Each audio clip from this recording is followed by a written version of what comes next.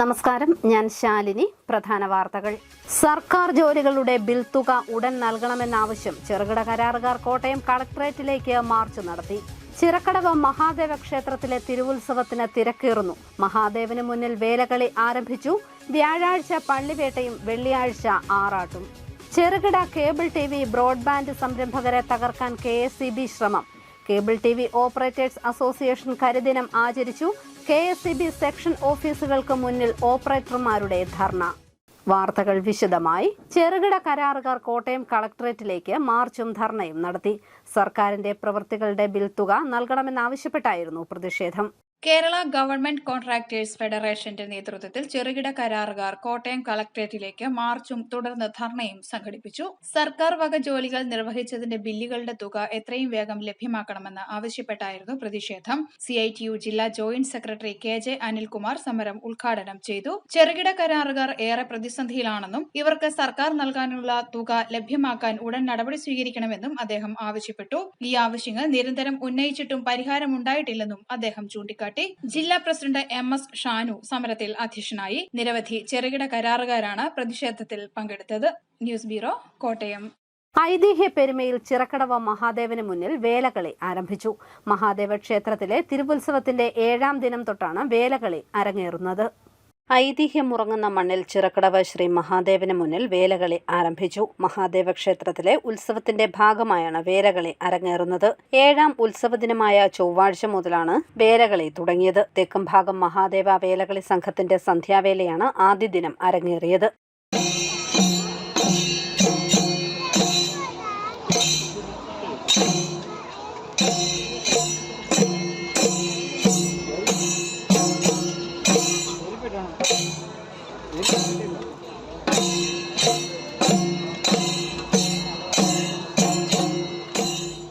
വെളുത്ത മുണ്ടിന് മുകളിൽ ചുവന്ന അരപ്പട്ട ചുറ്റി ചുവന്ന തലപ്പാവും ആഭരണങ്ങളും അണിഞ്ഞ് പരിചയും ചുരുകിയുമേന്തിയാണ് സംഘം വേല കളിക്കുന്നത്. ആശാന്മാരുടെ വായ്ത്താരിക്കും താളത്തിനും അനുസരിച്ചാണ് ചുവടുവയ്പ്.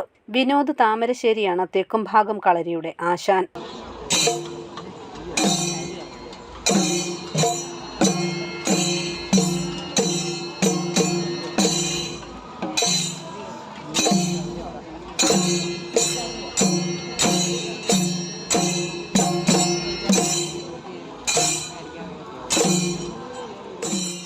ചിറക്കടവ് മഹാദേവന്റെ മണ്ണിൽ പന്തള രാജകുമാരനായ അയ്യപ്പൻ കളരി അഭ്യസിച്ചു എന്നാണ് ഐതിഹ്യം. ചിറക്കടവിൽ വേല കളിക്കുന്ന കുട്ടികൾക്കൊപ്പം മണികണ്ഠനും പങ്കെടുക്കുന്നുവെന്നാണ് വിശ്വാസം. പള്ളിവേട്ട ദിവസമായ വ്യാഴാഴ്ചയും ആറാട്ട് ദിനമായ വെള്ളിയാഴ്ചയും തെക്കും ഭാഗവും വടക്കും ഭാഗവും ചേർന്നുള്ള കൂടിവേല നടക്കും. News bureau, Ponkunnam. ചെറുകിട കേബിൾ TV ബ്രോഡ്ബാൻഡ് സംരംഭകരെ തകർത്ത് വൻകിട കോർപ്പറേറ്റുകൾക്ക് ജനങ്ങളെ കൊള്ളയടിക്കാൻ KSEBL ഒത്താശ നൽകുന്നുവെന്നാരോപിച്ച് കേബിൾ TV ഓപ്പറേറ്റേഴ്സ് അസോസിയേഷൻ കരിദിനം ആചരിച്ചു. കോട്ടയം ജില്ലയിലെ എല്ലാ KSEB സെക്ഷൻ ഓഫീസുകൾക്ക് മുന്നിലും ഓപ്പറേറ്റർമാർ പ്രതിഷേധിച്ചു. പൊൻകുന്നം ഡിവിഷൻ ഓഫീസിന് മുന്നിൽ നടന്ന ധർണ ജില്ലാ പഞ്ചായത്ത് വൈസ് പ്രസിഡന്റ് ശുഭേഷ് സുധാകരൻ ഉദ്ഘാടനം ചെയ്തു. ജില്ലാ പ്രസിഡന്റ് OV വർഗീസ്, ജില്ലാ സെക്രട്ടറി റെജി B, സംസ്ഥാന treasurer CB PS, Aneesh PN തുടങ്ങിയവർ പങ്കെടുത്തു. ചെറുകിട കേബിൾ TV മേഖലയിൽ ഗ്രാമപ്രദേശങ്ങളിൽ 1ാം സ്ഥാനത്ത് ഇന്റർനെറ്റ് കൊടുക്കുന്ന കമ്പനിയായി ഇന്ത്യയിൽ കൊച്ചു കേരളത്തിൽ പ്രവർത്തിക്കുന്ന KCCL വളർത്താൻ കഴിഞ്ഞിട്ടുണ്ട്. ആ വളർച്ചയിൽ വിരളി പൂണ്ട ചിലരാണ് ഈ പണിയൊക്കെ ചെയ്യുന്നതെന്ന് ഞങ്ങൾക്കറിയാം. അവരുടെ ലക്ഷ്യം ഇതിനെ തച്ചു തകർത്തുകൊണ്ട് ഇവിടെ കുത്തക മുതലാളിമാരെ ഉറപ്പിക്കുക എന്നാണ്. കാഞ്ഞിരപ്പള്ളിയെ വിശ്വാസപ്രഭയിൽ നിറച്ച് അക്കരപ്പള്ളിയിലെയും കാഞ്ഞിരപ്പള്ളി സെന്റ് ഡൊമിനിക്സ് കത്തീഡ്രലിലെയും ടൗൺ ചുറ്റി പ്രദക്ഷിണം. ആയിരക്കണക്കിന് വിശ്വാസികളാണ് മുത്തുകുടകളേന്തി പ്രദക്ഷിണത്തിൽ പങ്കെടുത്തത്. മേജർ ആർക്കി എപ്പിസ്കോപ്പൽ മരിയൻ തീർത്ഥാടന കേന്ദ്രമായ കാഞ്ഞിരപ്പള്ളി പഴയ പള്ളിയിലെയും സെന്റ് ഡൊമിനിക്സ് കത്തീഡ്രലിലെയും തിരുനാളിന്റെ ഭാഗമായി നടന്ന ടൗൺ ചുറ്റി പ്രദക്ഷിണം കാഞ്ഞിരപ്പള്ളിയിൽ വിശ്വാസത്തിന്റെ ജപമാല തീർത്തു. ആയിരക്കണക്കിന് വിശ്വാസികളാണ് പ്രാർത്ഥനാ ഗീതങ്ങൾ ചൊല്ലി മുത്തുകുടകളുമേന്തി പ്രദക്ഷിണത്തിൽ പങ്കെടുത്തത്.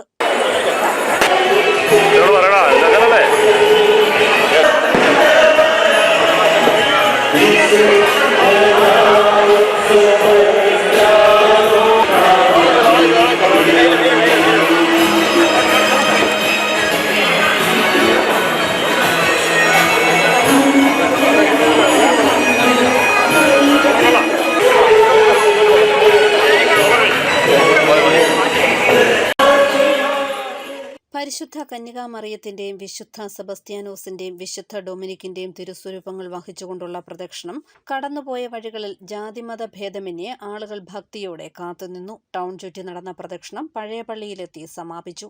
News bureau, Kanjirappally. കൂട്ടിക്കൽ പ്രളയത്തിൽ മാതൃകാപരമായ രക്ഷാപ്രവർത്തനം നടത്തിയ വിമുക്ത ഭടന് രാഷ്ട്രപതിയുടെ ജീവൻ രക്ഷാ പുരസ്കാരം. ഇളങ്കാട് വയലിൽ ജസ്റ്റിൻ ജോർജാണ് പുരസ്കാരത്തിന് അർഹനായത്. കരസേന പൂഞ്ച് റെജിമെന്റിൽ നിന്ന് വിരമിച്ച് ഇളങ്കാട് വയലിൽ ജസ്റ്റിൻ ജോർജിനാണ് രാജ്യത്തിന്റെ അംഗീകാരം. രാഷ്ട്രപതിയുടെ ജീവൻ രക്ഷാ പുരസ്കാരത്തിനാണ് ജസ്റ്റിൻ ജോർജ് അർഹനായത്. 2021 ഒക്ടോബർ 16 പ്രളയത്തിൽ കക്കയാറ്റിലെ മുക്കുളം താഴെ പ്രളയത്തിൽ ഒറ്റപ്പെട്ട 20 പേരെ വടം കെട്ടി പുല്ലകയാറിന്റെ മറുകരയിൽ എത്തിക്കുന്നതിന് നേതൃത്വം നൽകിയതാണ് പുരസ്കാരത്തിന് പരിഗണിച്ചത്. പോലീസിനോ അഗ്നിരക്ഷാ സേനയ്ക്കോ ദുരന്ത മേഖലയിൽ ചെന്നെത്താൻ കഴിയാതിരുന്നപ്പോഴാണ് ജസ്റ്റിൻ നാട്ടുകാരെ മാതൃകാപരമായ പ്രവർത്തനം നടത്തിയത്. രാത്രിയായാൽ രക്ഷാപ്രവർത്തനം സാധിക്കില്ലെന്ന് മനസ്സിലാക്കിയ ജസ്റ്റിൻ കുത്തിയൊഴുകിയ ആറ്റിൽ ചാടി ഒഴുകിയെത്തിയ തടി വടത്തിൽ ബന്ധിച്ചു നിർത്തി. അതിന്റെ സഹായത്തോടെയായിരുന്നു സാഹസിക പ്രവർത്തനം. ഇപ്പം എനിക്ക് ജീവൻ രക്ഷാ പദക് രാഷ്ട്രപതിയുടെ അവാർഡ് അർഹനാകാൻ കാരണം കുട്ടികളെ ഫ്ലഡ് ഉണ്ടായ സമയത്ത് നിരവധി ആൾക്കാരെ എൻ്റെ സുഹൃത്തുക്കളുടെ എല്ലാവരുടെയും സഹായത്തോടെ അവരെ ഇക്കരെ കടത്താനും അവരെ സഹായിക്കാനും പറ്റി. ഞാനിപ്പോൾ ഓർക്കുന്നു, ഞാൻ പട്ടാളത്തിൽ നിന്ന് ഷോർട്ട് സർവീസിൽ പോകുന്നതിൻ്റെ കാരണം ദൈവം നമുക്കൊരു നിമിത്തമായിട്ടായിരിക്കണം നമ്മളെ ഇത്ര പേരെ സഹായിക്കാനും രക്ഷിക്കാനും ഉള്ള ഒരു അവസരം ദൈവം തന്നത്. നമ്മളെ സഹജീവികളുടെ സ്നേഹവും അവരോടുള്ള കടപ്പാടും മറ്റുള്ളവരെ എങ്ങനെ പെരുമാറണമെന്നും ഒക്കെ എല്ലാം നമ്മുടെ എൻ്റെ ഈ സൈനിക ജീവിതത്തിലൂടെ എൻ്റെ ഈ ധൈര്യത്തിനുമെല്ലാം ഒരു പ്രശ്നം ഉണ്ടാക്കി മുന്നിട്ട് ഇറങ്ങേണ്ട കാരണം വരെ ഞാൻ ഈ സൈനിക ജീവിതത്തിൽ സർവീസ് ചെയ്തുകൊണ്ടാണ്. എന്നെ ഇപ്പോഴും ഞാനത് പോകുന്നതിന് വിഷമിക്കുന്നുണ്ട്. പക്ഷേ എനിക്ക് തിരിച്ചിനിയും സർവീസിൽ കയറണം എൻ്റെ മനസ്സിൽ അതിയായ ആഗ്രഹങ്ങളുണ്ട്. പരിക്കേറ്റവരെ വാഹനമെത്താത്ത സ്ഥലത്തു നിന്ന് ചുമന്നുകൊണ്ടുവന്നു. അരി ഉൾപ്പെടെയുള്ള സാധനങ്ങൾ, മരുന്നുകൾ എന്നിവ പ്രളയബാധിതർക്ക് എത്തിച്ചു നൽകി. പ്രദേശത്ത് മെഡിക്കൽ ക്യാമ്പ് നടത്താനും മുന്നിട്ടിറങ്ങി. പാലാ കാർമൽ സ്കൂൾ അധ്യാപിക ജ്യോതിയാണ് ഭാര്യ. ഭാര്യയ്ക്കും മകൻ തേജസിനും ഒപ്പം പാലായിലാണ് ഇപ്പോൾ താമസിക്കുന്നത്. രാജ്യത്തിന്റെ പുരസ്കാരം എത്തിയതിന്റെ സന്തോഷത്തിലാണ് ജസ്റ്റിനും കുടുംബവും. വർക്കിയുടെയും ജെസ്സിയുടെയും മകനാണ്. ഇന്ത്യ സ്വന്തമായി വികസിപ്പിച്ചെടുത്ത ഫൈറ്റർ ജെറ്റ് വിമാനത്തിന്റെ പേരാണ് ഏക മകൻ തേജസിന് നൽകിയിരിക്കുന്നത്. News bureau, Pala.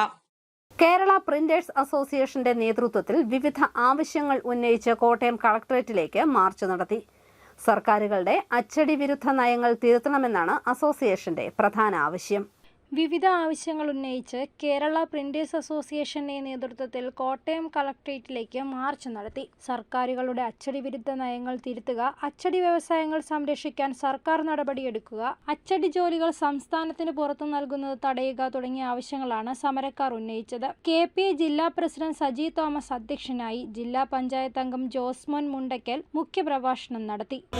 തന്നെ ആശ്രയിച്ചു നിൽക്കുന്ന ഒറ്റപ്പെട്ട തൊഴിലാളികൾക്കും കൂടെ വരുമാനം കിട്ടിക്കൊണ്ട് ഈ നാടിന്റെ നന്മയ്ക്ക് മുഖ്യമായ പങ്കൊരു കാലഘട്ടത്തിൽ വഹിച്ച മേഖലയായിരുന്നു വാസ്തവത്തിൽ പ്രിന്റിംഗ് മേഖല. നമുക്കറിയാം, എല്ലാ പ്രദേശങ്ങളിലും, പ്രത്യേകിച്ച് ഒരു പട്ടണ പ്രദേശങ്ങളിൽ എത്രയോ പ്രിന്റിംഗ് പ്രസ്സുകൾ ഉണ്ടായിരുന്നു. ആ പ്രസ്സുകളുടെ എണ്ണമെല്ലാം ഇന്ന് കുറഞ്ഞുകൊണ്ടിരിക്കുന്നു. വരുമാനമില്ലാതാകുന്നു, തൊഴിലാളികൾക്ക് തൊഴിൽ നഷ്ടപ്പെടുന്നു.